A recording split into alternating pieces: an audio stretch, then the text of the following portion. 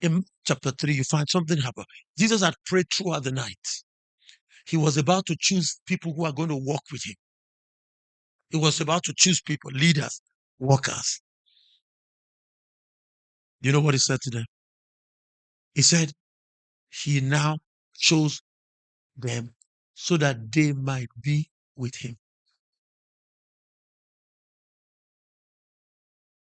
Did you get that at all? Let me repeat that. He chose his disciples so that they might be with him. Can I suggest to you?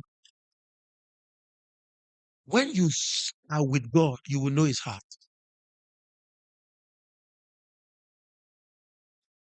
Let me tell you this. Ministry is born out of relationship with God.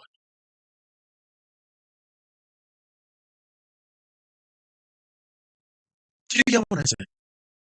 Your number one priority is your relationship with God. You know, after I said they might be with him, the next thing you find out that so that they might go preach. That's what you see first. Them preach. Take into round that order. The day you put preaching or ministry first before God, you are doomed to fail. Can I tell you this, the secret? My best messages and sermons are not born out of I'm looking for messages to preach. Are you with me at all? It's born out of the fact that I'm spending time to know God. By the way, let me say this to you. Every year, I try to finish the whole of the Bible. Every year. I try to read the Bible from cover to cover. You know why I'm doing that? I want to develop a relationship with God. I don't want to become familiar. The reason why a lot of people fail today is because they don't know God. When you see a woman, a housewife, yeah, begin to put any other thing before God, marriage will fail. Those of you who are into business, you know, there's a fight for you to always put business before God. You wake up in the morning, the next thing you open your WhatsApp, you are calculating. You have not even spoken to God. When you put any other thing before God, you are doomed to fail. Are you with me at all? So, you must give God a priority in your life. God must be one. God must be what? God must be what? He must be number one in your life. John chapter 15. John chapter 15, verse 4 to 5. You know what he said? He said, without me, you cannot do anything. You know, if you look at John chapter 15, I am the vine, you are the branches. You see the relationship between the vine and the vine? You must be touched to him, touched everywhere. You must be constantly. Your nourishment, your life is from the vine. Listen, I recommend spend time with God. Spend time with God. Spend time with, get to know God. You know that Jesus woke up early in the morning. He was God. He woke up in the morning, Mark chapter 1, to do what? He went to by himself to spend time alone with God.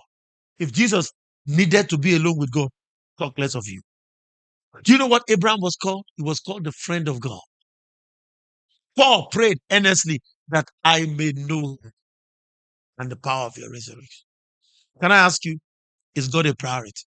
When you wake up in the morning, what's the first thing that comes to your heart? When you sleep at night, what's the last thing that comes to your heart? When men fail today, it's because they have failed where God is supposed to take first place in their life. So the first pathway to success, life, in ministry, is giving God a priority. Did you catch that at all? Number two, program. I told you everything starts with a P. I'm actually writing a small book on this subject. Are you with me at all? Program, program, program. The first one is priority. The second one is program. Yeah. Now let me give you the summary statement for this. Yeah. You must give your undivided passion to God's program. What did I say you must do? You must give your undivided attention to God's program. Ladies and gentlemen, you're asking the question, what is God's program? Read this number of times from Genesis to Revelation. Ladies and gentlemen, I submit to you, God has only one program. You know what the program is? Is to reconcile man back to God. That's God's program. It does not matter when you read about the Jews in the Old Testament, you read about Esther, you read about Nehemiah, you read about it's about reconciling man to God. It's the thread. You with me? So you must give your undivided attention. You must give your shot. Hello? Listen, everybody look at me. I don't like to hang around people who don't have passion.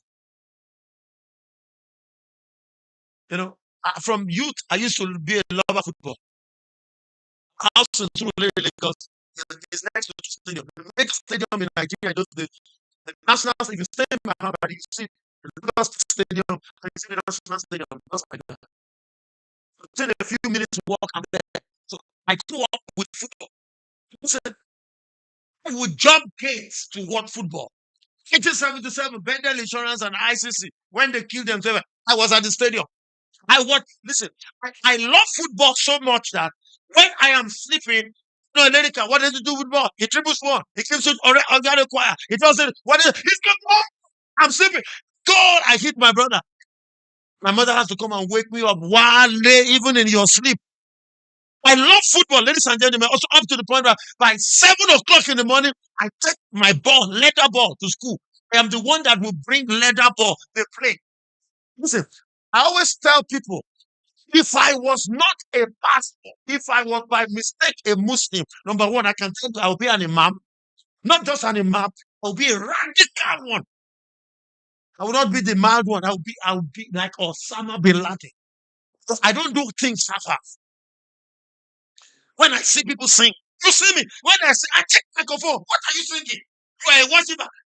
Praise the Lord. Go sing, go sing. What is that about? Watching somebody preaching, there is no passion. We're talking about God. There is no passion. Jesus said, he said, the zeal of your house has consumed me. He went that day into the temple and he overturned the table. It was zeal. Listen, people look at me. Brother Kalisa, when I come to preach in that